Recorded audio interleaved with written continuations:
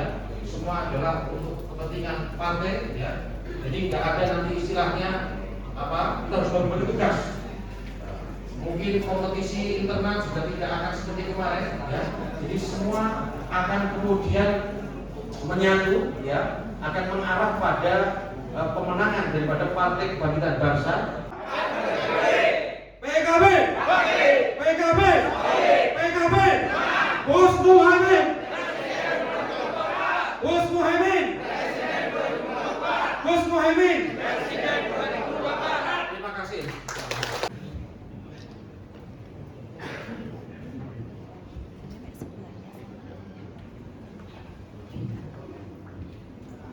Pernah bosan membimbing generasi muda.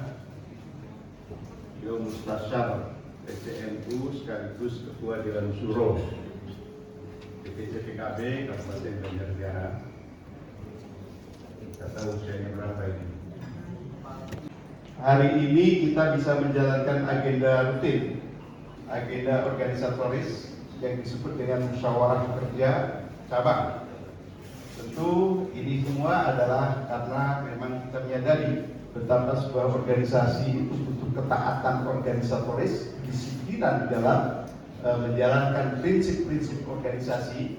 Kalau sebuah organisasi tidak pernah musyawarah, maka biasanya akan muncul seorang ketua yang otoriter. Dan alhamdulillah Banjarnegara berhasil di penyelenggaraan musyawarah ini. Tentunya kita harapkan nanti akan bisa merumuskan program-program terukur dan operasional.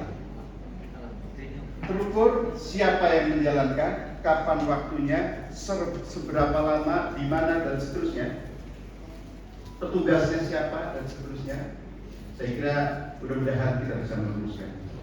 Bapak Ibu dan Saudara, tadi saya WA Ketua Umum. Saya ini datang sebagai caleg, sebagai anggota DPR Mas, tapi ternyata ini saya suruh sambutan membuka acara. Karena itu tadi dia bilang salam paling berani hari ini menunjukkan diri sebagai calon presiden di saat orang lain itu masih belum terlalu beraktivitas secara masif. Saudara, harus dibedakan ketika seorang ketua umum partai ingin membesarkan partai dan ingin menciptakan rasa percaya diri di kalangan internal ya, dengan orang yang meminta-minta jabatan.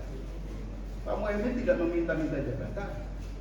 Beliau bekerja keras adalah dalam rangka satu, seperti Mas Syarif katakan. Selama ini warga NU luar biasa hebatnya. Betapa banyak kader kita yang hebat-hebat. Secara intelektual, secara pengalaman di masyarakat, pengalaman di politik, akan tetapi orang yang berani tampil sangat sedikit. Ini terjadi dari pusat sampai ke level paling bawah. Ketika menggempur sebuah kejenuhan, kejumudan, kultur yang tidak maju, itu perlu atraktif. Kita, mohon maaf saya dulu waktu di BPI itu selalu dikritik oleh profesional-profesional bahwa NU itu sebenarnya semua prasyarat itu sudah ada untuk maju, untuk hebat segala macam. Satu saja, rasa percaya diri dan kurang atraktif. Kita melihat satu kemungkaran, kewajiban kita adalah mengubahnya. Bukankah kemungkaran sekarang sudah ada di mana-mana, di level dunia global, bukan hanya di Indonesia. Kalau ini kepemimpinan terus dipegang oleh orang lain, bagaimana jadinya nasib anak turun kita? Banjarnegara juga begitu, Purbalingga begitu, Kebumen juga harus begitu. Semua daerah diharapkan kita tampil memimpin negara, memimpin daerah, sehingga arah perjalanan pembangunan, arah perjalanan karakter masyarakat itu sesuai dengan yang dicita-citakan oleh Islam. Kira-kira gitu. Sebenarnya kalau Gus Dur, memang Gus Dur lah yang mewariskan sikap itu pada ketua umum kita. Sehingga ini perlu, Banjarnegara juga harus begitu. Semua bisa jadi bupati menurut saya ya. Orang perlu ngimpor dari Jakarta.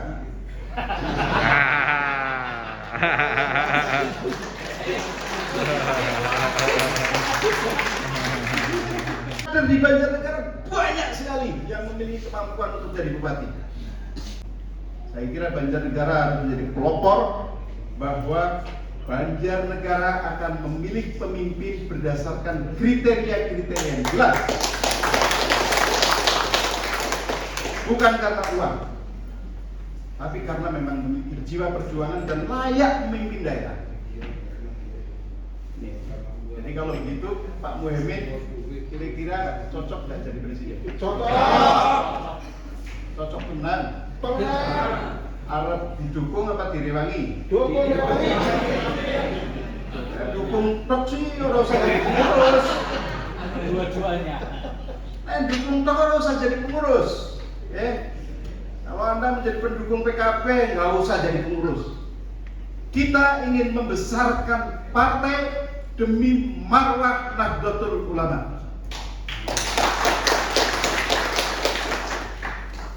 Katakan begini, tadi Gus Zahid saya kira sudah menunjukkan bahwa memang PKB NU itu sudah tidak perlu dipersoalkan lagi. Hubungan NU dan PKB adalah hubungan bapak anak. Teman-teman sekalian, jadi Gus Muhaimin ini mencalonkan diri jadi calon presiden ini adalah satu hal yang seharusnya. Dan ini yang harus kita tiru di level bawah. Harus ditiru di level bawah. Jadi kalau saya mengibaratkan, kalau ketua umum partai pusat itu selevel dengan presiden, ketua DPW itu selevel dengan gubernur, ketua DPC selevel dengan bupati, ketua PAC selevel dengan camat. Survei-survei nasional, hampir semua survei selalu menempatkan PKB pada juara 3. Rata-rata juara 3. Kita pemenang ketiga nasional. Hampir semua, kecuali yang dibayar. Kalau yang dibayar kita kadang-kadang ke-6, ke-5 gitu ya. Masa kita kalah dengan partai yang tidak punya basis. Nah, jadi kita ini sebenarnya partai besar, bukan partai ecek-ecek. Karena itu sikap kita juga harus menjadi sikap orang besar. Jangan ecek-ecek, jangan lagi mau menjadi orang yang terus dipimpin oleh orang lain. Saatnya kita memimpin. Siap? Siap. Setuju? Kalau kita taat organisasi, itu apapun keputusan organisasi, saya punya mau, saya punya keinginan, saya punya target. Tapi begitu organisasi memutuskan A, kita harus tunduk pada A. Kader itu adalah orang yang ketika dia masuk dalam rombongan sebuah kelompok kita yang dipimpin oleh pimpinan kita, lalu rombongan kita mau masuk jurang, itu kita jangan lari, berusaha membantu teman-teman kita agar tidak masuk jurang. Kalau jurang malah dijorok kena pisah. Nah ini pelajaran untuk kita. Jadi saya kira Musker ini karena memang akan bicara hal-hal detail, mudah-mudahan nanti akan bisa merumuskan program yang bisa menjadi pedoman kita. Mari bersama-sama kita buka Musker ini dengan bacaan Bismillah. Bismillahirrahmanirrahim. Secara resmi saya buka.